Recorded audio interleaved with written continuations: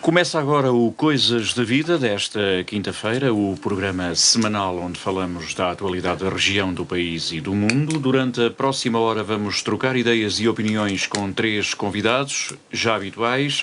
À mesa das conversas, António Monteirinho, Carlos Gonçalves e Fernando Pereira. Bem-vindos. António José Seguro tomou posse como 21º Presidente da República Portuguesa, sucedendo a Marcelo Rebelo de Sousa. Num discurso de cerca de 20 minutos, António José Seguro reafirmou que uma eventual rejeição da proposta de lei do Orçamento do Estado não implicará a dissolução da Assembleia da República, porque disse: as legislaturas são para cumprir e a democracia precisa de tempo para garantir resultados. E já depois da tomada de posse, Seguro disse que Portugal é um todo, um país onde todos contam e em que nenhum território pode ser dispensado, e que a coesão territorial e o interior do país estarão sempre presentes no exercício das funções durante o mandato. António Monteirinho, o que é que pareceu o discurso de tomada de posse de António José Seguro? Antes de mais, boa tarde a todos os presentes aqui, também ao auditório que nos ouve lá em casa, e deixar aqui uma nota: é o 6º Presidente da República. O 6º Presidente da República, exatamente. Eu disse... Exatamente, 21º, eu até achei que havia demasiados Presidentes da República, mas é o 6º. 21º Primeiro-Ministro. 25 de Abril.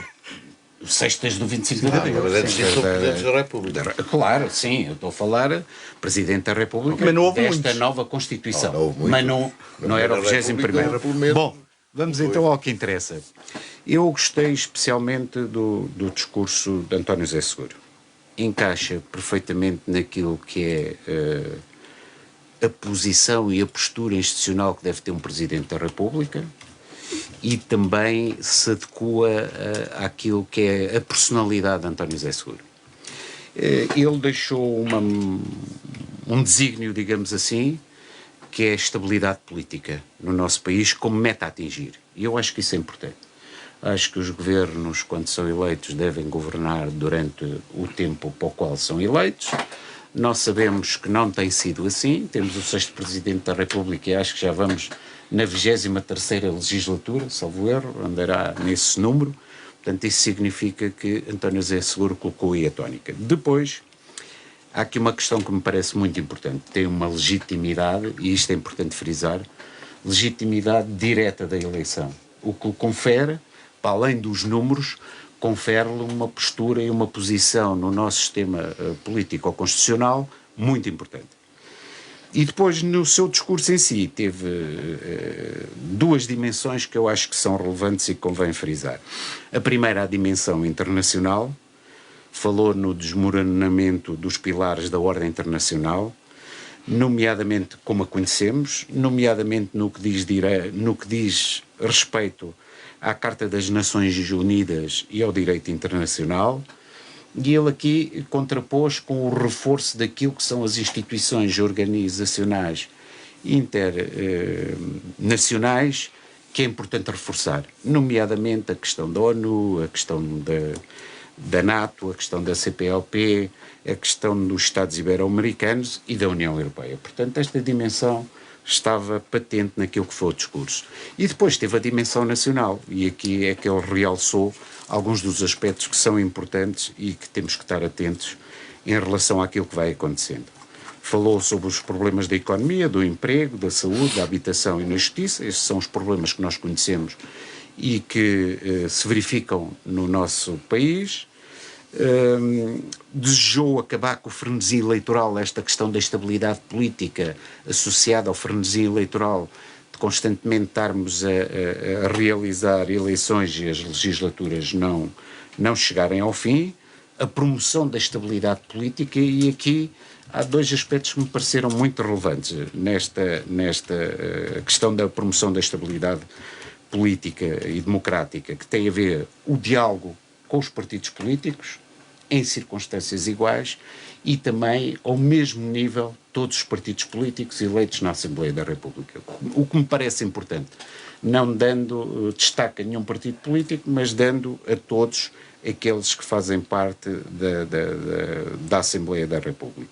Depois, falou em dois aspectos que me parecem importantes dentro da dimensão nacional: o acesso à saúde e a manutenção do Serviço Nacional de Saúde, um dos baluartes da nossa democracia e que nós temos que manter para o futuro, e depois cuidar da democracia, que me parece a tarefa mais urgente e prioritária. Nós sabemos aquilo que tem acontecido no mundo, sabemos do populismo que tem surgido nesse mundo inteiro e, portanto, cuidar da democracia é respeitar todos os partidos políticos, é respeitar todas as instituições, e António José Seguro colocou a tónica, e muito bem, na estabilidade política e, portanto, no cuidar da nossa democracia. Parece-me que teve adequado àquilo que eram as expectativas. Acho que foi um bom discurso, tem a legitimidade de ter os votos que teve, mas de ser eleito diretamente pelo povo e, portanto, terá sempre uma palavra a dizer. Penso que daqui a bocadinho falaremos naquilo que são as diferenças que esperamos que ele venha a ter em relação à sua... António José Seguro está ali no meio caminho entre... Cavaco Silva e Marcelo Rebelo de Sousa. Mais... Sim, eu penso que sim. Institucional e um mais... Os dois últimos presidentes da República acho que foram o oposto, não é? Mas penso que a seguir falaremos um bocadinho mais sobre isso. Dizer apenas que, de facto, é o 21º Presidente da República desde 1910, portanto... Então tinha razão. Eu pensei que se referia só a esta Constituição de 76, e por isso é que é o 6. Muito bem. Fernando Pereira... Pronto, é assim, eu não tenho expectativas muito altas em relação ao António José Seguro, embora tivesse votado nele, mas sinceramente não tenho. Não tenho porque também o percurso político dele não me permite dizer nada. Mas atenção, um Presidente da República também tem atribuições muito relativas. No quadro atual, e vou repetir-me um bocado o que já disse uma vez aqui, acho que o grande problema é que, de facto, esvaziou-se durante muitos anos, principalmente Mário Soares, quando foi governo, esvaziou o lugar de Presidente da República por uma questão de atrito com os jornalianos. Ou seja, o Presidente da República ou aplica a bomba atómica ou não aplica. Resultado, apenas, o que é que aconteceu? O Presidente da República, que na prática, em determinada altura tinha uma influência importante, neste momento transformou-se quase que num...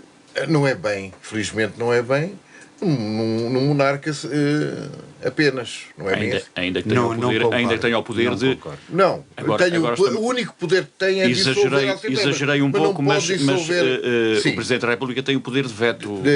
Tem o poder de veto, mas tem o poder de veto... e veto constitucional. Calma, tem o poder de veto, mas se voltar ao Parlamento não veta nada. Sim. Portanto, isso aí é quase... Isso é uma verdadeira falácia. Só tem um primeiro. Tem o primeiro veto. O segundo já não. Claro. Já não há mais veto nenhum. Ele volta para trás e pronto. Manda para o Tribunal Constitucional. Pronto, está bem, pode mandar. Isso também qualquer partido pode mandar. Pode pedir a constitucionalidade. A de ser direto, eleito diretamente. Mas a legitimidade, é o que eu digo. Eu era a favor do Presidente da República que tivesse mais poderes. Até porque a legitimidade que lhe advém do voto popular devia dar-lhe a própria legitimidade de ter mais poderes, porque de facto não tem. Acaba por ser quase que uma figura... Em capítulo. Eu vou dizer, Monteiro, desculpa lá, mas é a realidade. Vê não, é que calma, eu não vou dizer... gestão do Marcelo Rebelo de Sousa como Presidente da República. Foi uma gestão... Nos últimos 5 anos dissolveu 3 vezes a Assembleia da República. Desculpa, dissolveu... Porque pode disso, é a única coisa que pode fazer. Não pode fazer mais nada. Tem poder ou não tem? Não, é o poder de dissolver. Em 5 anos dissolveu 3 vezes a Assembleia da República. Eu há pouco dizia que ou aplica ou não aplica. Se fores ver a Constituição de 33, por exemplo, já não vou para a de 1911, porque a de 1911 essa aí, então nem valia a pena. Porque essa aí, então, o Presidente da República tinha poderes ilimitadíssimos. No caso de 1933, que deixou lá o último Presidente da República, foi que nós sabemos, foi o Tomás de má memória. A verdade é que tinha mais poderes que tem o Presidente da República hoje. Agora, dissolver a Assembleia não é propriamente um grande poder, é um poder. Portanto, é o poder principal? tudo bem. Discricionário? Monteirinho, tudo bem, eu não estou... Nem sequer... Mas então, quer dizer, tu tens um Presidente da República, a única coisa que dá indicações, é ele próprio que decide. O Conselho de Estado é um indicador. O que o Fernando Pereira está a querer dizer é que devia ter mais poderes em termos de... O Conselho de Estado não é chamado para aqui para nada, o Conselho de Estado... De governação da nação. Ele não é obrigado a... O próprio Marcelo chamou-se... Há mais a semelhança daquilo que é o Presidente da República francês. Seria assim? Sim, mas é que o Presidente da República Francesa é o chefe do governo. Exatamente. Aí é diferente. Não é? Não estou a ofender. A Francesa é diferente. Então, também não estou a ofender. Não estou a Presidente da República. Olha, vamos entrar nessa discussão. O que tinha, por exemplo, o IANES, antes do Mário Soares fazer a revisão constitucional. Tinha uma série de poderes que estes dois não têm. Nomeadamente intervenção na própria vida do governo. Mas isso... eu sei que... Iria criar... Pronto, não ia criar. O que eu estou a dizer... Pronto, isto é para eu... Mas voltando àquela questão inicial de que não vou ver... Pronto, para não ver grandes expectativas... Não, vai ser um presidente simpático, boa pessoa, como eu acho que ele é, sério, como eu também penso que é. Politicamente, acho que nunca foi assim uma figura de grande afirmação. Se tivesse tido grande afirmação, tinha conseguido ser no partido onde esteve e não conseguiu. Agora, pronto, vai ser... Não deixaram ser. Pois não, mas não deixaram, mas ele também se deixou... Quer dizer, está aqui uma pessoa que é dirigente partidário e sabe que nunca mais houve diretas no PS. Houve daquela vez. Portanto, eu não tinha aceito. Diretas e também a simpatizantes. Sim, foi aberto a simpatizantes. Que eu não teria aceito. Eu vou dizer, eu se fosse secretário-geral do partido, não aceitava, desculpem lá. Mas militantes e acabou. Então, isso agora, é verdade. Isto é como os adeptos irem votar na eleição de um presidente de um clube. Quer dizer, foi um erro crasso. Quer dizer, ele ele tinha o aparelho, acabou por perder. Perdeu o aparelho. Perdeu, quer dizer. Sim, mas isto não vale a pena estar. Ele voltou e tudo bem, eu sei lá que faça um bom trabalho. Sinceramente, não é das pessoas que eu acho que vá fazer. Agora, há outra coisa aqui. Aqui o Montenegro falou na CPLP, mas há aqui um detalhe, e eu gostava que me explicasse. Porque é que o verdadeiro grande país da CPLP, e o que de facto justifica que o português seja seja uma das línguas de trabalho na ONU e que seja mais importante no mundo, não veio. Porque é que o Lula não esteve presente na tomada de posse. Por acaso estranhei um bocado, por razões evidentes, não é?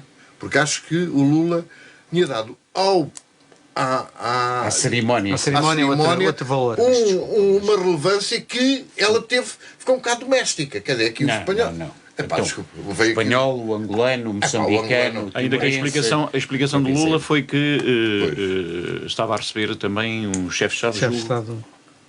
Penso que sim. Essa a justificação. Eu estava a receber o chefe de Estado. Isto é muito relativo. As agendas fazem-se. Pronto, houve ali qualquer coisa que não terá ocorrido, não sei o que é que passou. Depois justifica-se tudo o que houver. É sobre isso. Carlos Gonçalves, e qual é a expectativa? Muito boa tarde a todas as pessoas que nos ouvem e veem lá em casa e a todos os que se encontram aqui no estúdio. Expectativa tendo em conta o próprio discurso. Eu antes de passar às expectativas sobre a tomada de posse do novo Presidente da República, queria chamar a atenção de duas coisas. Primeiro, o desaparecimento de dois escritores importantes. Um deles foi António Lobo Antunes, um dos escritores mais lidos e traduzidos do mundo, um cronista da sociedade portuguesa contemporânea e apontado muitas vezes para um futuro Prémio Nobel da Literatura. Foi autor de 30 romances, ganhou o Prémio Camões e hoje também desapareceu Mário Zambojal, também uma das maiores figuras do jornalismo e da ficção contemporânea do nosso país.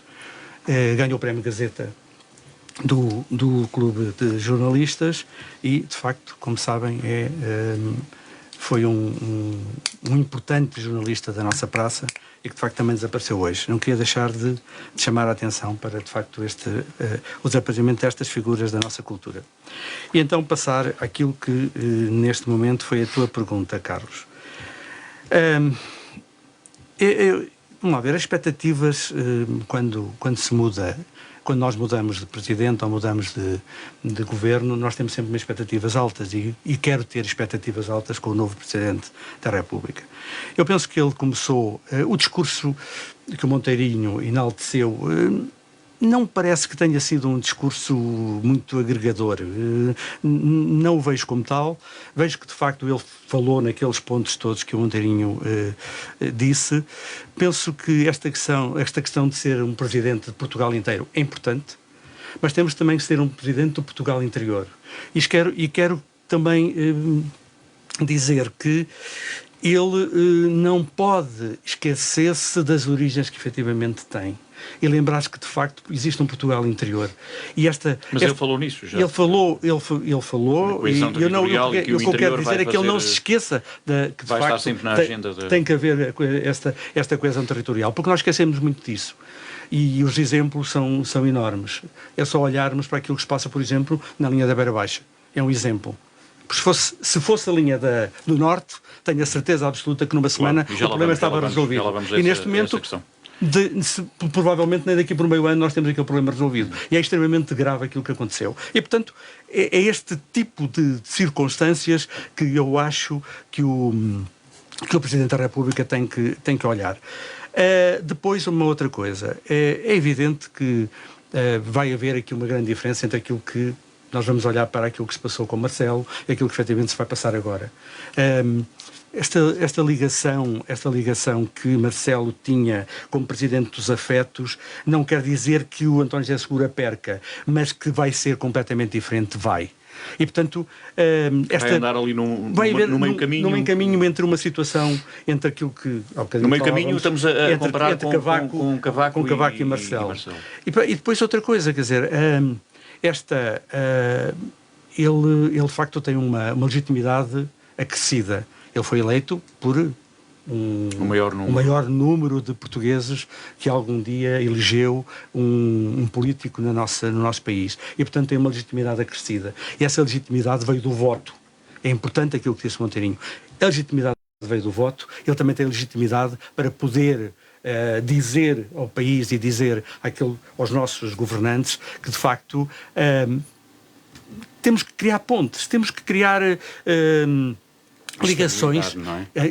Estas ligações. E em relação aos poderes? Que estava a falar há pouco.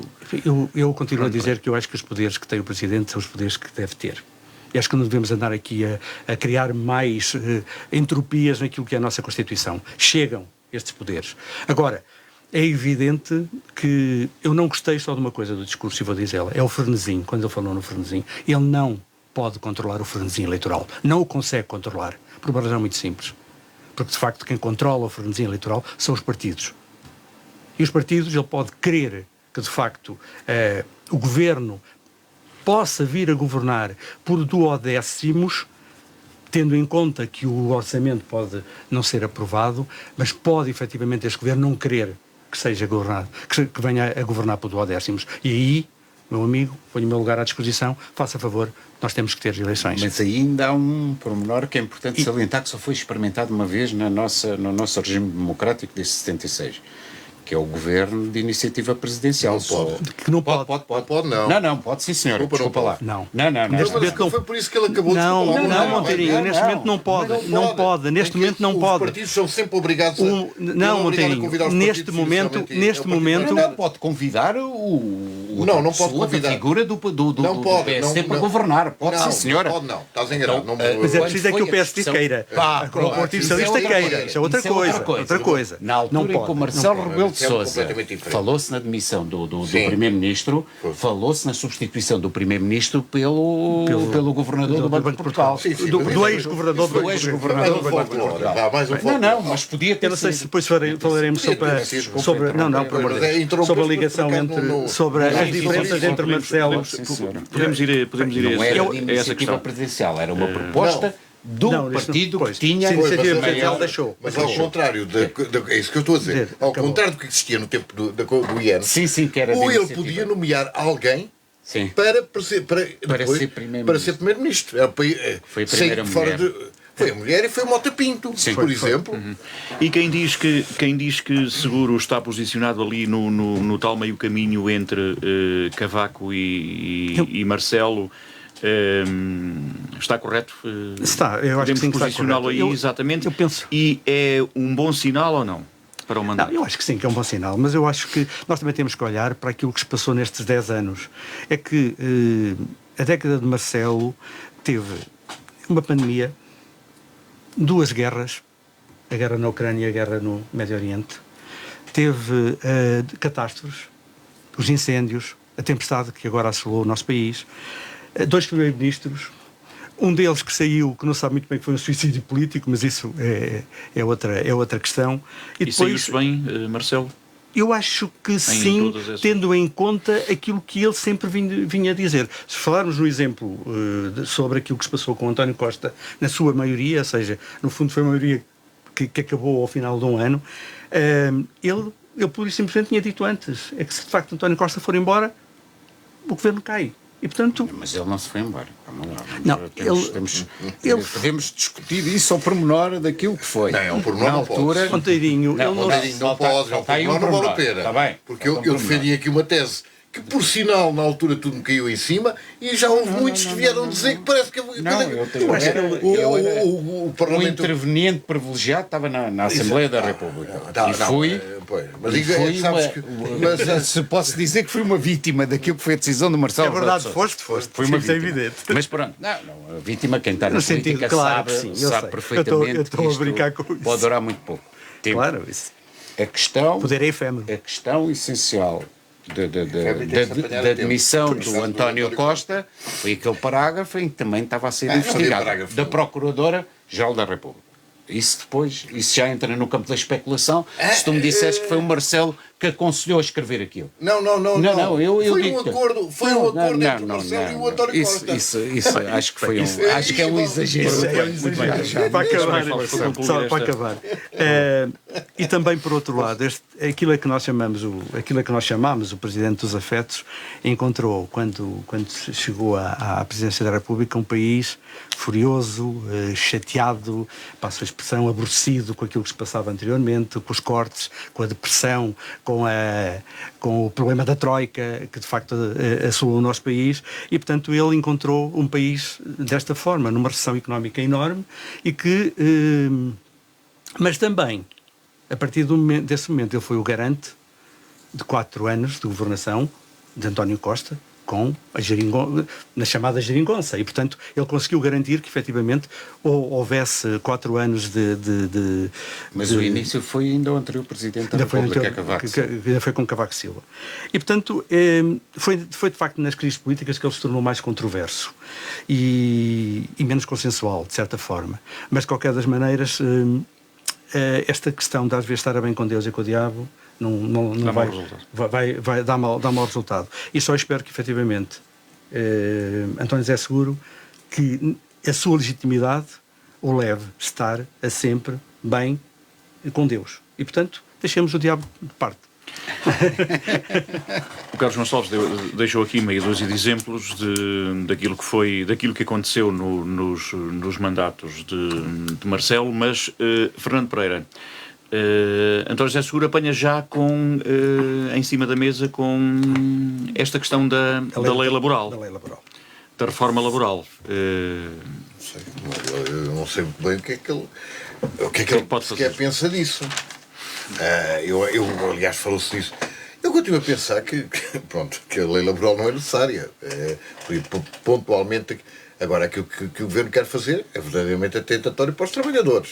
Convenhamos. Quer dizer, há uma série de coisas, já se falou nisso da outra vez que aqui estive, há uma série de situações que são mesmo muito más para quem trabalha. Eu não percebo, quando eles vêm dizer que a economia está pujante, quando as empresas estão determinadas a desenvolver, porque é que vão necessitar de uma lei laboral que vai restringir apenas os direitos dos trabalhadores e não obrigar a que os patrões tenham outro tipo de comportamento. Ou quando os patrões decidem não participar numa reunião.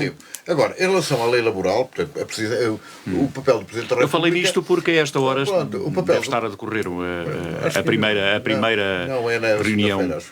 Primeira reunião, creio, entre na UGT e tal, é a segunda. Não. Entre Seguro em relação à e Montenegro, exatamente. E esse tema deverá estar em cima da mesa. Não sei se estará, mas pronto, o pacote laboral é assim. Se passar na Assembleia, que eu espero que não passe, espero que nem lá vá, mas pronto, mas se passar, naturalmente que, mesmo que o Presidente da República depois vete, só por razões constitucionais é que poderá, eventualmente, o veto político, mas o veto político tem sempre o facto de voltar... Um recurso, uma espécie de recurso. Não é? Pode ir volta outra vez para a Assembleia e passa.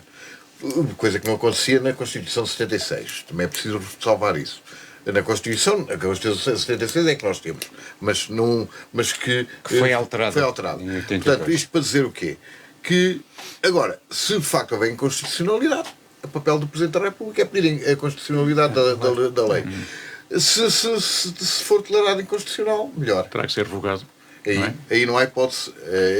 Mas o que eu digo, a constitucionalidade tanto pode ser pedida pelo Presidente da República, como pode ser pedida por um partido, como por um número significativo de cidadãos. Só para acrescentar uma coisa em relação à questão que colocaste da alteração à lei laboral. Não sei se vocês sabem, mas estava fechado a parte da discussão, digamos assim, em que os patrões vieram a dizer que a culpa de não haver acordo tinha a ver com o GT, não é? E a partir do momento em que o Presidente da República tomou a palavra e fez referência a isso, o Governo recuou e marcou uma nova reunião com todos os intervenientes. Portanto, isso significa que o Presidente da República tem peso político e, para além disso, teve aqui uma intervenção que eu penso que é a intervenção adequada. Se nós estamos a falar de estabilidade política, temos que procurar essa estabilidade política. No início de mandato de um Presidente da República, o Governo... Sim, também, mas não só. Eu acho que foi importante essa posição também do Governo, uma posição que eu acho que deve ter sempre em consideração as várias partes. Havia uma parte sindical, os sindicatos não estavam representados, então... parece-me que esta estrada ficaria muito mais inclinada para a parte das entidades empregadoras do que propriamente para os empresários, do que propriamente para os trabalhadores. Portanto, eu acho que aí teve uma postura bastante acutilante e que provocou essa alteração e deu origem a que abrissem novamente as negociações. Muito bem, eu para acho fechar esta página. Isso. Depois, em relação àquilo que foi o mandato de Marcelo Rebelo de Sousa, eu diria que efetivamente não foi um mandato fácil. O Carlos apontou aqui uma série de constrangimentos que ocorreram durante o mandato dele, mas eu não me posso esquecer de que Marcelo Rebelo de Sousa, eu penso que aquilo que tinha a ver com o antes de ser Presidente da República não conseguiu despir esse fato. O comentador que intervinha constantemente, que falava constantemente, chegando ao ponto de dizer que não queria este ministro ou queria outro ministro. E eu lembro que não estamos só a falar do Galama, estamos também a falar da Ministra da Administração Interna. Na altura, em direto, pediu a demissão da Ministra da Administração Interna, quando foi dos incêndios. Portanto, quer dizer, quando isso acontece, significa que Marcelo Rebelo de Sousa não conseguiu despir o fato e, portanto, teve esta atitude. Depois, de dizer claramente que aquilo que aconteceu, este frenesi eleitoral, digamos assim, que nos últimos 4 anos teve 3 governos, ou nos últimos 3 anos teve 3 governos, isso foi provocado por Marcelo Rebelo de Sousa, porque não aceitou a substituição do Primeiro-Ministro quando havia uma maioria estável na Assembleia da República. Portanto, parece-me que seria legítimo que isso tivesse acontecido, depois todos os episódios que vieram subsequentemente. Eu tirando a parte dos afetos, que efetivamente foi o oposto daquilo que tinha sido a governação de Cavaco Silva nos anteriores mandatos. Tirando essa parte, eu considero que o mandato fica no lumiar. Digamos que se fosse eu a dar a nota como o Marcelo Rebelo de Sousa dá, diria que entre o 9.5 já é 10, era a nota que lhe atribuía em relação ao mandato que ele teve. Ora, muito bem. Esperemos que daqui por 10 anos eu também esteja a dar uma nota Esperemos que sim. em que eu votei, como sabes. Que eu votei. O Marcelo Rebelo de Sousa não foi um bom presidente, foi um mau presidente. Eu quero dizer uma coisa, o único presidente da República que eu reconheço, com quem me identifiquei, foi Jorge Sampaio. Não vale a pena. Tudo o resto, convenhamos, não foi nada do que... Mas, em relação ao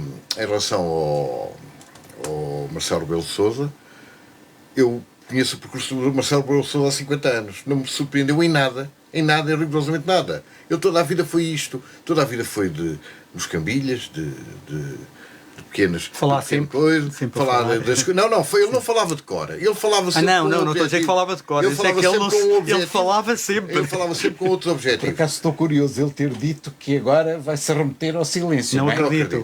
Eu também não. Estou curioso de ver. Mas e que não vai escrever as memórias. Há de continuar. Ele não precisa. Ele tem já uma série de livros escritos sobre as coisas dele. Aliás, eu até já li 3 livros dele. Portanto, estou um bocado à vontade para falar disso. Portanto, ele... quer dizer... Não foi melhor nem pior que o Cavaco. Foi diferente. Foram um bocado iguais. Só que este aqui era mais... Era mais popularucho e a malta gostava de tirar umas fotografias com ele. Eu, felizmente, posso-me orgulhar de ser um dos poucos neste país que não tem uma fotografia com uma fotografia. Eu também não. Ora... Eu não sei. A linha da Beira Baixa. Não sei. Eu também não sei. Mais por cá temos que a linha da Beira Baixa, e nisso já começou a falar o Carlos Gonçalves, a linha da Beira Baixa só vai reabrir na totalidade lá para setembro, no final do verão, portanto. Devido às tempestades de fevereiro que provocaram deslizamentos de terras e taludes na zona de Vila Velha de Ródão e que provocaram a suspensão da circulação de comboios, a IP estima que as obras de reparação desse troço da via comecem até ao final deste mês e terminem só daqui a meio ano. Ora, os autarcas da Comunidade Intermunicipal das Beiras de Serra da Estrela já se posicionaram sobre o assunto, segundo informação do Presidente da Câmara da Guarda, que dizem não compreender um prazo tão longo para que seja retomada a circulação na linha da Beira Baixa.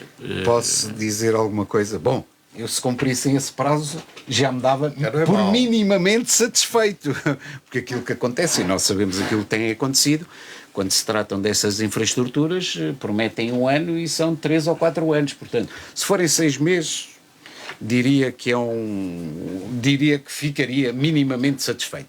Agora, é perfeitamente incompreensível que uma obra, que uma renovação ou que um acontecimento destes, em relação à linha da Beira Baixa, retire durante 6 meses essa mesma linha que serviria para transportar as pessoas para o interior. O Carlos Gonçalves há bocado disse uma coisa interessante. Se isto fosse no Porto ou se fosse em Lisboa, aquilo viu-se o que aconteceu em relação à autoestrada. Claro. E evidentemente que eu fiquei satisfeito que a autoestrada tivesse sido recuperada num curto espaço de tempo. Mas também ficaria... Nacional 232. Mas também ficaria satisfeito que no mesmo tempo fosse possível recuperar a linha dos caminhos de ferro, nomeadamente a linha da Beira Baixa. Portanto, assim sendo, parece-me que os autarcas têm que fazer pressão, toda a pressão necessária. Eu tenho sido um apologista autarcas e um defensor. Mas o Tentes, depois quando chegamos à parte do Tentes, eu tenho outra coisa a dizer. Tenho feito chegar essa minha visão também ao Presidente da Câmara da Guarda, só em termos comparativos, da pressão necessária que é preciso fazerem os autarcas constantemente sobre aquilo que são os organismos que decidem neste país. E eu falo todas as semanas, ou pelo menos quando temos reuniões, falo da pressão necessária para que a obra, por exemplo, da variante da Sequeira avance o mais depressa possível. Fiquei atónito quando o Presidente da Câmara diz que o Porto Seco vai terminar daqui a 6 meses e eu pergunto como é que o tráfego de pesados vai ser escoado naquelas estradas que nós já sabemos estão subcarregadas, e para além de estarem subcarregadas, portanto perguntei até se já existia algum plano definido. Há 15 dias falámos disso. Para que, exatamente. Mas isto para dar um exemplo que é necessária essa pressão e que os autarcas estejam todos em conjunto a pressionar o governo. E depois ali na linha da Beira Baixa há outra questão que é o transbordo rodoviário, que não existe para já. Pois que normalmente é uma das soluções que são sempre apresentadas. Pois isso ainda é mais grave, eu por acaso não sabia que não faziam transbordo. O transbordo na totalidade, ou seja... Entre o troço que está fechado. Fazer a totalidade da linha, porque há supressão de comboios também entre a Guarda e a Covilhã. Sim, no troço todo. Vários não, para, quer dizer, para, ficou interrompido desde o entroncamento até à Guarda. Até à Guarda. Quando foi a supressão da linha da Beira Alta, havia transportes rodoviários para suprimir. Eu sei porque os meus filhos... Um dos meus filhos. Fernando Pereira, meio ano. Pois, mas é assim. Voltaremos ou não a ter neste prazo? Eu também continuo a partilhar a opinião do Monteirinho. Acho bem que se comprou. Foi meio ano, já não é muito mal. Mas é assim. Também convenhamos, a linha da Beira Alta, da Beira Baixa, nasceu logo, independentemente desta coisa de não se fazer da obra, que eu não acredito. Mas começou logo, mal que eu já escrevi isto e continuei. Porque é que o Intercidades continua a parar em barracão de espera. Quer dizer, isto nós falamos muito também das situações em que é o próprio clima, mas nós também fazemos o clima, porque para em determinada altura conseguirem um conjunto de votos e vamos aqui ser claros, para conseguir que certas juntas de freguesia brilhassem, andaram a parar em sítios onde não se pode parar, ou pelo menos pode parar o regional, não pode parar o Intercidades, porque eu não reconheço que a Benespera, não conheço nenhuma cidade perto da Benespera. Nem do Barracão, nem de Macim. Guarda. Não, até a Guarda, mas quer dizer, o carro... Claro. O comboio arranca e para. Arranca e para logo. Claro. Quer dizer, o que tira muitas vezes... Atenção, há 5 paragens até à Covilhã e há 6 da Covilhã para baixo até Lisboa. Claro. Pronto. Quer dizer, isto retira qualquer tipo de disponibilidade, porque a própria CP, ela própria, tem um conjunto de regras que estão neste momento a inquinar o transporte ferroviário. Mas estamos a falar da linha da Beira Baixa e da linha da Beira Alta. Eu, se quiser sair de Lisboa às 6h30 da tarde, e vamos aqui falar muito claramente, eu não consigo um bilhete em primeira classe. E tenho lá alguns bilhetes que já tive ocasião de ter, e depois chego ao entroncamento, e a partir do entroncamento para a frente vou ao revisor e passo para a primeira classe rápida. Fica muito mais barato para mim. Mas agora a questão que se põe é esta. Porquê? Porque todos os funcionários da CP têm direito a ir em primeira classe. E os utentes, que são os quem tem que usufruir, não podem ir. Isto não acontece em lado nenhum. Porque a própria TAP, e eu conheço essa realidade, e com outras companhias aéreas, as pessoas vão para... Os trabalhadores, funcionários da TAP vão para a primeira classe, mas quando o avião está fechado. Pode acontecer isso. Fechou, há lugares, vão. É diferente. Não há esta situação. Enquanto houver para alguém... Agora, isto realmente... Estes são os verdadeiros grandes problemas que se passam em tudo isto. Portanto, isto aqui é mais uma situação. Eu deixei de ir na linha da Beira Baixa porque não estou para demorar da Covilhã agora mais 20 minutos. Eu cheguei a vir sozinho da Covilhã à Guarda no comboio. Saí eu, a senhora do bar e o revisor. Mais ninguém. Isto não é serviço público nem nada. Ou seja, as ligações regionais poderiam fazer sim, até pode continuar a haver regional de umas estações para as outras antes de vir o Intercidade. Exatamente. Exatamente. Há um comboio regional que faz isso. Que apanha, vai para a Covilhã, vem para a Guarda e depois apanha o Intercidades. Exatamente. Claro que sim. Eu só queria... Carlos Gonçalves, meio ano. Carlos Gonçalves é que é especialista nisso, não sou eu. Eu não tenho conhecimento dos estragos ou dos danos. Eu também não tenho conhecimento dos estragos. Agora, o que eu acho, nós temos que pensar isto não em termos técnicos, mas em termos políticos. E a questão, para mim, importante é a questão política. E, portanto, quando nós olhamos e vemos aquilo como já foi dado o exemplo de que numa semana e poucos dias se resolveu o problema agora percebemos, se calhar, o facto de a modernização da linha da Beira Alta ter demorado tanto tempo. Não, a linha da Beira Alta provavelmente é um processo diferente. Eu acho que há uma série de outros problemas subjacentes, como, e um deles teve a ver até, no fim, a demora, porque de facto houve uma diretiva europeia que obrigava a uma inspeção da linha antes dela entrar em funcionamento. E, portanto, não havia em Portugal inspectores que poderiam credenciados para poder fazer aquela inspeção. Daí que ela tivesse demorado mais tempo até para a sua abertura. Mas, obviamente, que as obras têm sempre têm sempre aquele tempo de atraso que não deveria ter, mas têm. O que eu quero dizer, quando a gente olha para questões políticas, é dizer, meus amigos, se nós, em 8 dias, conseguimos resolver o problema da A1, porque é que nós, em 8 dias... Não somos capazes de... Ou num mês ou dois. Ou num mês ou dois, não somos capazes de resolver o problema da linha da Beira Baixa. Esta é a primeira. Porquê? Porque somos interior? Porque não precisamos dela? O mesmo se passa com aquilo que disse o Monteirinho. Eu, sinceramente, não consigo compreender porque é que, neste momento, não existe já uma empreitada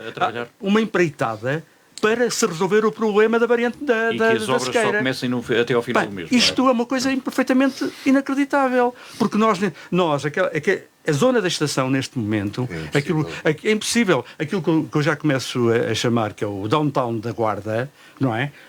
Onde está tudo. Onde estão os supermercados, onde vão abrir novos supermercados e novos equipamentos.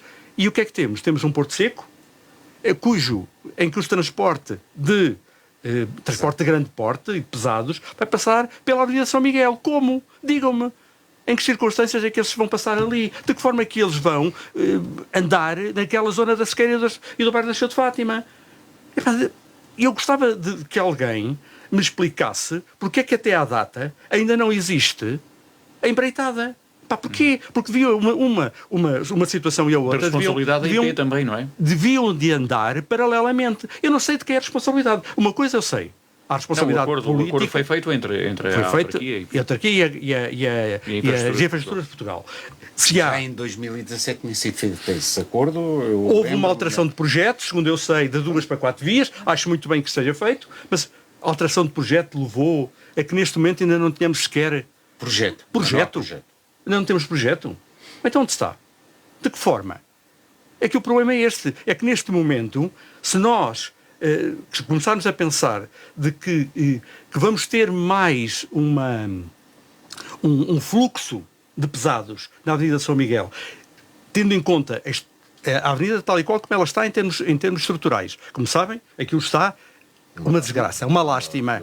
E obras que vão ser feitas. Portanto, imaginem quando começarem as obras... O que eu ouvi dizer é que estamos à espera do visto do Tribunal de Contas para se iniciar as obras da Avenida São Miguel. Quero ver, é quando entrar em uso o Porto Seco, o que é que vai acontecer na estação? Digam-me. E, portanto, ou então o Porto Seco não entra em uso em virtude de não haver um escoamento necessário em termos de tráfego rodoviário. Eu não sei, o Monteirinho, vereador, saberá melhor do que eu do que está a passar. Agora, eu sou um leigo, um simples cidadão desta cidade, que vive naquela zona e que pergunta a si próprio o que é que vai acontecer no dia, não é, em que o Porto Seco entrar em uso. Digam-me como é que aquilo vai funcionar. As obras lá continuam relativamente às ruas da Sequeira, elas continuam a avançar, simplesmente temos um problema grave a seguir. Na última reunião se havia já um plano para fazer face a esse constrangimento do fluxo anormal. E o que responderam? Nada. Silêncio. Há muitos silêncios. Ora bem, falando da Câmara da Guarda, a autarquia decidiu suspender os prazos, tendo em conta o problema informático, o apagão informático, uma medida que tem retroatividade desde o dia 12, precisamente hoje o mês, precisamente desde o dia 12 de fevereiro, e já lá vai, portanto, um mês, e muitos serviços continuam afetados. Esta suspensão de prazos era obrigatória quase. Não havia alternativas, quer dizer. Apesar de, vamos contextualizar aquilo que aconteceu, há um conjunto de dados que foram furtados, digamos assim, ou estão encriptados, e que não é possível a autarquia aceder a eles. Portanto, foi externamente. Claro que há responsabilidade política, não é? No meio disto tudo há sempre responsabilidade política, e isso não nos podemos esquecer, mas aquilo que me levou à última reunião a questionar o Presidente da Câmara é o apagão informativo. É que durante um mês nós tivemos 2 comunicados a falar sobre aquilo que foi o ataque informático, não é? Neste momento, se alguém na rua, algum cidadão me perguntar como precisa de ir levantar uma licença, precisa de colocar um projeto na Câmara, eu não sei responder se isso é possível ou não.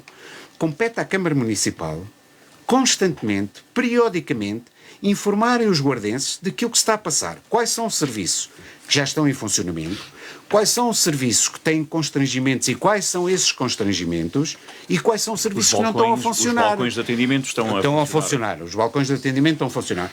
Mas isso é uma informação, quer dizer, que está um bocadinho dispersa, não existe. A partir do momento em que isto aconteceu, aquilo que a Câmara devia ter tomado como uma verdade absoluta era comunicar com a população a par e passo daquilo que são os acontecimentos relevantes para o normal funcionamento da autarquia. E isso não aconteceu, nem tem acontecido. Vamos lá ver, isto é uma questão política, mas é uma sugestão que o Partido Socialista faz.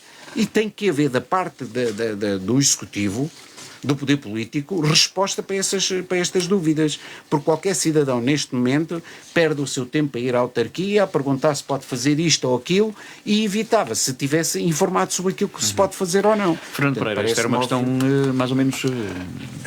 uma decisão mais ou menos óbvia. Eu não sei, a suspensão de prazos... não sei muito bem o que é que se está a passar.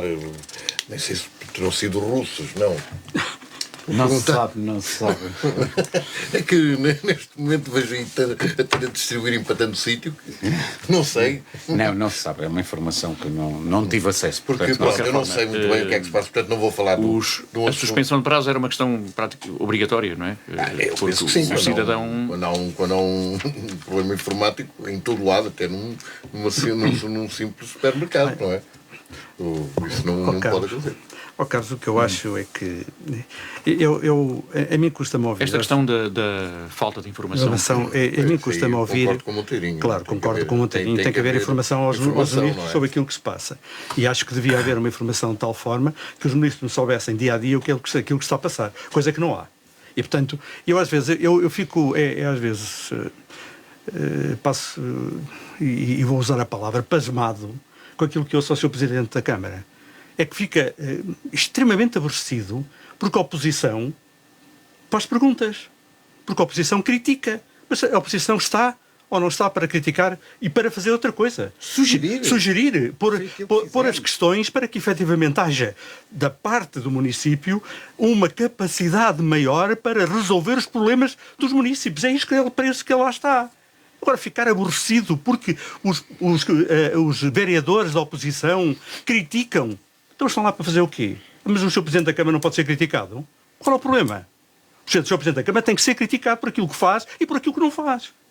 Quanto melhor for a oposição, melhor melhor é a governação. Carlos Gonçalves, houve aqui, há aqui uma falta de informação aos munícipes. E outra coisa que eu não percebi muito bem é que os munícipes, dá a sensação que os munícipes é que têm que ir verificar se já podem ou não podem ir à Câmara Municipal entregar documentação. Porque isto pode mudar dia a dia. Isto não é assim que as coisas funcionam. As pessoas têm... O Sr. Presidente da Câmara, ou quem ele entender, deverá dizer aos munícipes: olha, meus amigos, a partir do dia tantos, os senhores poderão fazer isto na Câmara Municipal. São estas as possibilidades que os senhores têm. É isto que devia acontecer. Então coisa que eu não sei. Ou então uma informação a dizer que ainda não é possível. Pronto. Ainda não é. Não sabemos, claro. Não sabemos quais são os serviços. Os serviços que estão a funcionar na sua plenitude, quais são os serviços que têm constrangimentos e quais são os constrangimentos e os serviços não estão a funcionar. Eu entendo que haja informação que não pode ser dada aos munícipes, tendo em conta a questão do processo que está a correr junto de averiguações, junto da polícia ou das polícias. Essa fase já passou. Eu penso que essa fase já passou. Agora estamos a falar do funcionamento que eu neste momento, enquanto munícipe, não sei. efetivamente, o que é que eu posso fazer junto à Câmara Municipal. Está escrito em algum lado?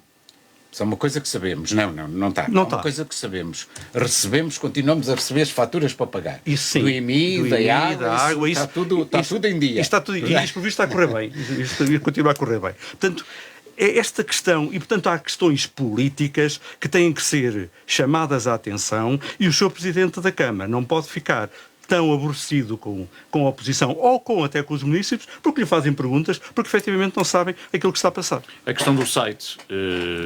Acho que ainda estão em baixo. Já está... Não, só a tem questão do site tem uma folha de rosto. Tem folha de rosto. Exatamente, Tem uma mas folha de rosto. é possível colocar lá a informação... Uma outra informação. Parece que aquilo está... Mas era uma tão simples quanto isso.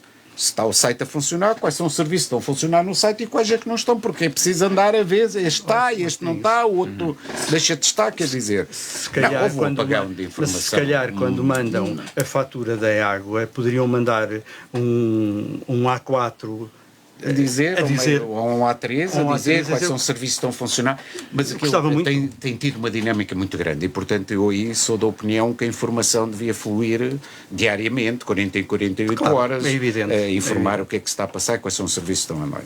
Ok, muito bem. Mudando a página, virando a página. Eu antes posso só aqui acrescentar um pequeno detalhe. Eu, por acaso, achei aqui esta notícia da Cimbeira Serra da Estrela, que vai criar uma agência de captação de investimento. Isto tem a ver com a autarquia também da Guarda. Isto a propósito de uma intervenção que eu tive no dia 25 de janeiro. Tenho aqui à minha frente, em que eu alertei para esta situação. Nomeadamente, até me restringia àquilo que é a minha função de vereador da Câmara da Guarda, à criação de uma agência do tipo da AICEP, que pudesse captar investimentos para a Guarda. Isto porque a AICEP não faz o seu trabalho. Não. O trabalho? Mas que até faz. Mas... A AICEP, eu lembro de uma vez ter uma conversa com o Presidente da AICEP que me dizia que todos os dias tinha presidentes de Câmara assentados no hall da entrada para falar com ele e para saber quais eram os investimentos. Evidentemente que nós estamos longe. Do organismo, funciona no Porto, acho eu, e, portanto, há aqui uma dificuldade acrescida. Eu, na altura, quando falei, até tinha falado em que isto podia também ser alargado para a Cimbeira Serra da Estrela. Portanto, acho que era importante. Eu espero que não seja um organismo demasiado burocrático. Eu espero que seja alguém que tome conta desta parte da agência, da promoção do investimento, tenha a capacidade e a visão daquilo que deve ser um serviço desta natureza. É importante, portanto, haver aqui um trabalho em rede, digamos, também neste aspecto, em vez de cada município tratar do... Exatamente. Se um investidor quer investir na nossa área geográfica, se na Guarda, por exemplo, não existem essas condições necessárias para esse investimento, pode existir na Covilhã, pode existir em Celurico, pode existir em Pinhel. Quer dizer, é esta resposta centralizada que eu acho que era importante da agência, falar. Partilho a opinião do Monteirinho em relação a isso. Não tenho qualquer tipo de coisas sobre isto. Qualquer coisa... Eu tenho a sensação que, só para terminar, só acrescentar isto, eu tenho a sensação que nunca houve nenhum investimento da AICEP no nosso território. Tenha sido acompanhado. O Presidente da Câmara da Guarda diz isso, que nunca houve. A Guarda. Eu estou a falar eu não me lembro. Da Cimbeira Pode haver... Através da AICEP, não é? Diretamente. Que a AICEP tenha dito... O Presidente da Câmara disse isso. E eu, por acaso, fui ao site da AICEP. Só para vocês terem a noção daquilo que eu vou dizer. Sabem quem é que é o contacto que ainda consta no site da AICEP sobre a plataforma logística e sobre o Parque Industrial da Guarda? É a vereadora que já lá não está há 7 ou 8 anos na Câmara. O mail dela, que é a vereadora que, agora não me recordo o nome, que trabalha lá embaixo no Nerga, a nossa amiga que foi vereadora, a Cecília Amaro, está lá o mail dela. E o contacto telefónico da Câmara, mas está lá o mail dela, quer dizer, até neste pormenor, nós vemos que não há uma visão global para aquilo que devem ser os investimentos na Guarda, mas isso todos nós já sabemos. Muito bem, virando então a página, agora mais para o internacional, mas que nos diz diretamente respeito, e muito o conflito do Médio Oriente, que fez disparar os preços dos combustíveis e da energia também. Prevêem-se mais subidas nos combustíveis e prevê-se também bastantes impactos nas cadeias de abastecimento, não é? Tal como aconteceu quando teve início a guerra da Ucrânia. Tudo isto mesmo com Donald Trump a dizer que a guerra está... o conflito está praticamente terminado, está ganho, aliás, e que o conflito vai terminar brevemente porque os objetivos dos Estados Unidos e de Israel estão praticamente concluídos. Posso começar? Eu começaria pela base do ataque ao direito internacional. Qual é a diferença entre aquilo que foi a invasão da Rússia à Ucrânia e aquilo que foi a tomada de posição dos Estados Unidos e de Israel no ataque ao Irão? Sim. Qual é a diferença? Eu só vejo uma diferença. A Rússia invadiu com as suas tropas, não é? E os Estados Unidos invadiram com os seus aviões e com os seus porta-aviões e com as tropas de Israel. E com os aviões também de Israel e por aí fora. Quer dizer, qual é a diferença que existe entre aquilo que aconteceu na Rússia e a Ucrânia e aquilo que está a acontecer entre os Estados Unidos, Israel e o Irão? Não há diferença absolutamente nenhuma. Portanto, eu acho que há aqui uma violação flagrante do direito internacional. E no que tem a ver com os impactos. Pronto, sobre isso, pois era isso que eu agora ia falar. Não deixa de ser uma boa notícia Donald Trump dizer que a guerra está terminada e acabou, porque o impacto direto na economia e nesta questão da energia, dos combustíveis, dos preços dos produtos... Se os americanos não acreditam não será tão gravoso, não é? Esta escalada... Se os americanos já não acreditam em Donald Trump, com toda a certeza que os europeus e os habitantes do planeta é que não acreditam mesmo. Porque aquilo que ele diz hoje, amanhã já não corresponde à realidade. Vejamos aquilo que aconteceu, que foi um caso gravíssimo, do bombardeamento à escola. Claro que foi. Que 165 crianças parece que faleceram, não sei se é este o número exato, em que foi dito que afinal é o Irão. O Donald Trump, a primeira vez que falou sobre o assunto, disse que foi o Irão que mata as suas gentes e, portanto, foram eles que dispararam o míssil e que agora está-se a chegar à conclusão que possivelmente terá sido... Da peritagem da inspeção. Exatamente, está-se a levantar. Só o impacto económico vai ser significativo na nossa economia, na economia mundial, e eu tenho a sensação que agora é que vamos ver... E é isso que está a levar até para os Estados Unidos. Os Estados Unidos têm uma garantia. Está a levar a este discurso de Donald Trump a dizer tenham calma, porque isto aqui está terminado e vai terminar. Temos que olhar estrategicamente só para isto, só para dizer isto. Os Estados Unidos garantiram o abastecimento, o acesso ao petróleo com a Venezuela. É preciso olharmos para isto. Portanto, o Irão, para eles, até é praticamente secundário. Quem fica prejudicado, neste caso, a Europa, e a China e a Índia. Eu não concordo com nada disso. Isto era expectável, não é? Toda esta subida dos combustíveis. É uma frase do Malcolm X que dizia que os Estados Unidos não são uma democracia, são uma hipocrisia. E é verdade. Não, é a realidade. Quer é malta, quer não. Esta é a grande realidade. Os Estados Unidos, de facto, sempre tiveram várias políticas externas, várias políticas internas. Agora, é um indivíduo que está demenciado. Mas havia sempre precaução. Havia alguma precaução. Mas, de facto, no que tem a ver com as consequências. Sempre fizeram sempre fizeram intervenções e saíram sempre mal quando tiveram que fazer intervenções longas e por terra. E vamos ver que desde a Segunda Guerra Mundial não ganharam guerra nenhuma. E os sítios onde foram saíram sempre muito mal. Não houve, e não vale a pena nós estarmos aqui a dourar a pílula.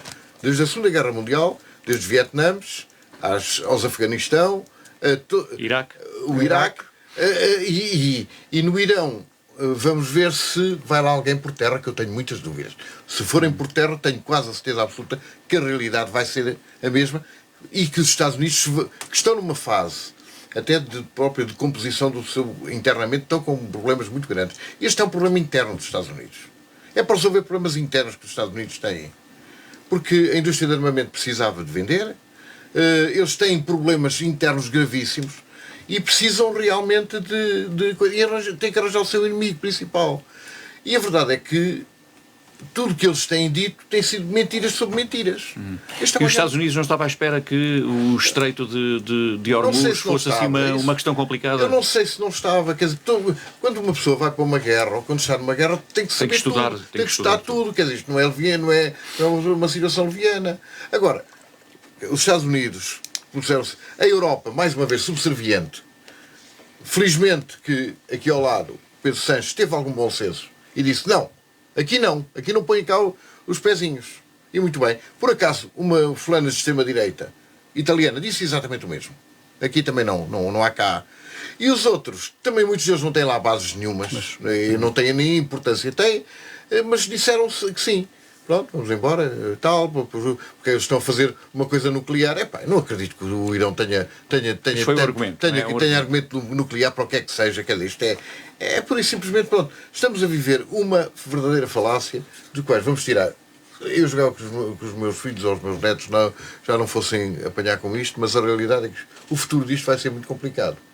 Muito complicado mesmo. Porque nós estamos num período de completo desvario. Não há uma questão profunda. Ideológica, não há nada, quer dizer, eles não vão levar a liberdade, porque vão levar a liberdade ao Irão, mas alguma vez uma teocracia leva-se liberdade. A teocracia é um regime de repressão instituído, e ninguém vai mudar em 2 tempos, dizer a eles que vão deixar de acreditar em Allah e passam a acreditar nos evangélicos que têm nos Estados Unidos. Isto não cabe na cabeça de ninguém. Nem na Venezuela.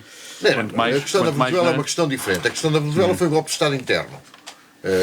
Eles fizeram um acordo com a vice-presidente, provavelmente até terão feito com Maduro, ele é capaz de sair em tempos e vai lá para uma mansão qualquer, descansadinho da vida, mas já fizeram com muitos outros. Ainda fizeram com o presidente das Honduras, aqui há anos, me prenderam e agora está a viver. Já se fala em Cuba. Pronto, já se fala e vai-se falar, porque eles precisam também da própria comunidade cubana na América, é muito importante, é importante. É importante do ponto de vista económico, do ponto de vista político e eleitoral. Portanto, tudo isso, eles têm para resolver os problemas. E as consequências estão aí, Carlos Gonçalves? Sim, eu só queria lembrar uma coisa. O Irão tem metade da superfície dos Estados Unidos e tem 93 milhões de pessoas. Não é propriamente é um país enorme, é um país imenso. E uma posição estratégica importante. Para além disso. Bom, 2 coisas muito rápidas. A primeira é que nós temos que pensar que Trump e os Estados Unidos querem ser a maior potência energética do nosso país, do nosso mundo. É isso que ele quer ser. Começou com a Venezuela, e eu concordo com aquilo que diz o Fernando, que isto é um golpe interno, um golpe feito internamente com a ajuda dos Estados Unidos, e de facto o poder na Venezuela continua o mesmo, só que neste momento quem manda são outros. O que, no caso do Médio Oriente, o caso é mais complicado, porque nós estamos a falar de um país imenso, um país muito grande, estamos a falar de 90 e não sei quantos milhões de habitantes, 93 milhões de habitantes, mas o que está... Com complicações, digamos, com consequências para quem está à volta. Para quem está à volta e de facto, eu acho que o principal erro do Irão foi ter atacado aqueles que estavam mais próximos deles. Não. O caso da Arábia Saudita... Ele fez muito bem em fazer isso. O caso da Arábia Saudita, o caso do Bahrein... Quer pôr-se pôr do lado de Israel, quer fazer olhos ali. Pois, mas esse para eles vai importar muito pouco. Não, porque eles não vão alinhar. Porque a Arábia Saudita é uma teocracia pior que o Irão. Estamos a falar, quer dizer, vamos levar os direitos humanos ao Irão. E a Arábia Saudita que é pior. Fernando, o que está a acontecer é que a relação de forças no Médio Oriente está a pender para um país que se chama Israel. Quer tu queiras, quer não queiras. Quem vai ganhar a guerra há de ser Israel. Vamos ver isso. O enfraquecimento do Irão, quem sobressai no meio disto tudo é Israel. É Israel, não tínhamos dúvidas nenhuma. Também está com problemas internos. Só que há 2 tipos de problemas. São os problemas económicos e os problemas que têm a ver com a crise humanitária que são consequências do conflito. Nós neste momento temos 700 mil pessoas que estão deslocadas do Líbano. Não sabemos quantas pessoas já estão deslocadas já do Irão. E, portanto, nós estamos a criar problemas gravíssimos naquela região. Por outro lado, o que vai acontecer é aquilo que já está a acontecer. A subida dos combustíveis para preços inimagináveis. E a bola de neve. E é uma bola de neve. Vai apanhar, uma bola de neve. Vai apanhar tudo. Vai ser uma cadeia. E nós, como somos um país periférico, com os problemas que nós já temos, isto vai ser muito mais agravado. Pandemia, foi catástrofes. Uma guerra pandemia, incêndios, na Europa, foi o conflito do Médio Oriente, guerra do Médio Oriente, e no meio disto tudo, no intervalo ainda tivemos a catástrofe. Exatamente. É isto que nós temos. Mas só queria também dizer o seguinte: no intervalo de tempo... Nos Estados Unidos, isto também está a mudar. Está a mudar de tal forma que as sondagens já não são nada favoráveis a Trump. Neste momento, 52% dos americanos já estão contra a guerra, contra 39% que de facto estão a favor da guerra. Mas se formos olhar para aqueles que são independentes, ou seja, não são republicanos ou votam às vezes nos republicanos ou votam noutra altura nos democratas, já temos 53-30, ou seja, há 53% de americanos que efetivamente não são contra a guerra e 30% que são a favor da guerra. Mas mesmo assim ainda temos 17% que estão... E daí este discurso de Trump a dizer que está terminado. Está terminado. E ganhamos. E quando ele diz que está terminado ou ganhamos, se vocês repararem, o petróleo desce. Desce logo no instante. Desce logo no instante. E, portanto, esta questão é uma questão que nos vai criar problemas a todos. E ainda está longe de... Mas também é um sinal que ainda mantém os Estados Unidos mantêm esse poder de decidir o que acontece a nível económico, não é? Na questão do petróleo. Ainda há bocado eu vinha para cima e ouvi uma coisa do Donald Trump dizer, todo contente que estava, porque com o preço do petróleo os Estados Unidos tinham ganho não sei quanto. Porque as contas dele fazem assim, quer dizer, ele não tem ideia. Também podemos dizer que com o aumento do combustível o governo também também recebe o valor, aumenta do IVA. E, portanto, também ganha com isto. As agências de rating estão todas praticamente americanas, não é? As principais... Pois, mas atenção, as agências de rating são americanas, mas há uma certa independência delas. Porquê? E por uma razão simples, porque convenhamos uma coisa. São elas que dão um indicador para todo um conjunto de economia, nomeadamente, por exemplo, fundos de pensões americanos. Querem investir, eles vão ver os indicadores, porque eles investem em todo o mundo. Ao contrário daqui da Segurança Social, que, investem muito pouca coisa, não é? Mas podemos dizer isto para dizer o quê? Os fundos de pensões americanos, para dar um exemplo, como podemos dar outro tipo de exemplos a outros níveis. Eles têm, portanto, as agências de rating são são independentes e podem ser penalizadas, porque eles têm uma coisa, os Estados Unidos podem ter muitos defeitos, mas têm outra coisa, e não vale a pena também nós darmos aqui uma diabolização completa dos Estados Unidos. Eles têm todo um conjunto de regras, por exemplo, em termos de direito do consumidor, têm direitos que nós na Europa não temos. É verdade. Eles têm, por exemplo, nas questões dos medicamentos, eles têm uma cautela que a Europa não tem. Esta questão da economia, a questão dos dinheiros, das empresas de rating, da questão das bolsas, eles têm muito cuidado com isso. Porque é o sistema, no dia que isso não funcionar, o sistema pode acabar por ser evitaram o subprime. Como? Começou nos Estados Unidos. Não sei se não o evitaram ou se não o proporcionaram. Não, mas talvez daí é que surgem as crises financeiras. Exatamente. Claro, é que às vezes não sei se não proporcionaram, porque também isso às vezes acontece de uma forma. Ora, muito bem, 1 minuto para cada, para as notas finais, que já estamos aqui a ultrapassar o tempo. Duas notas finais. O Carlos Gonçalves já abordou a questão da... Queria só chamar a atenção... O falecimento de duas personalidades figuras importantes. Mas, além disso, eu queria...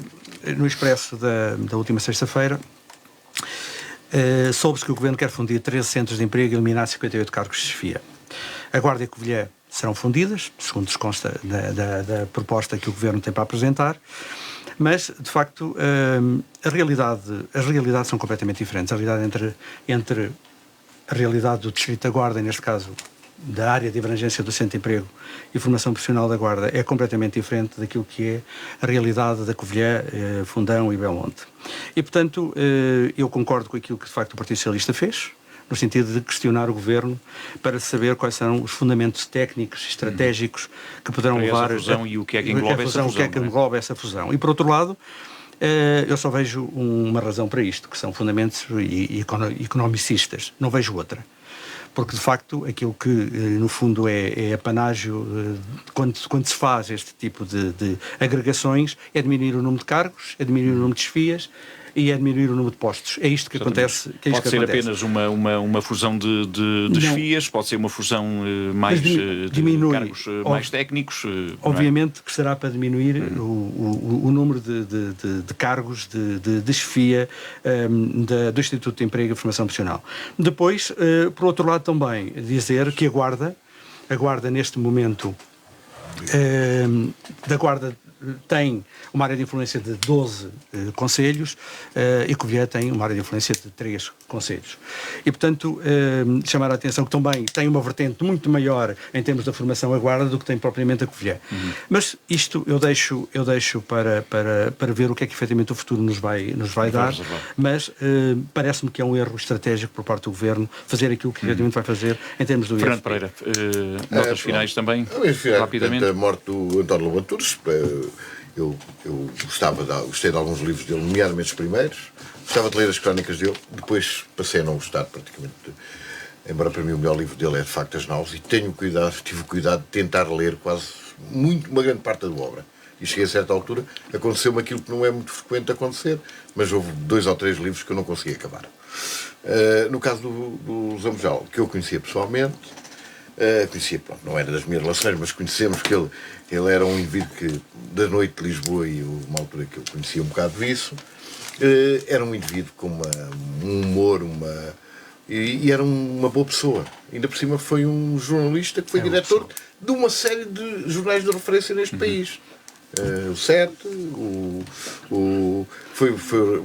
Começou como jornalista desportivo. Começou como jornalista desportivo. Aliás, ele fazia fez um dos bons.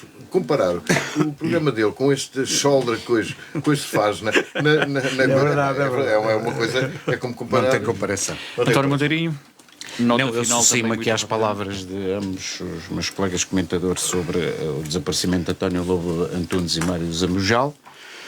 E depois destacaria duas notas em relação àquilo que é a política, digamos assim, do nosso distrito, ou da área de influência da comunidade intermunicipal.